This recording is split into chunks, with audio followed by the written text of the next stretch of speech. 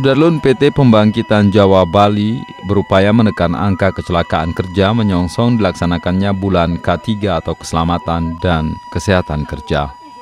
Salah satu upaya yang dilakukan adalah dengan lomba di lingkungan PJB Ubjom PLTMG Arun, baik unit maupun anak perusahaan, meliputi Fire and Rescue, 5S dan Akustik, ide kreatif, dan stakeholder manajemen.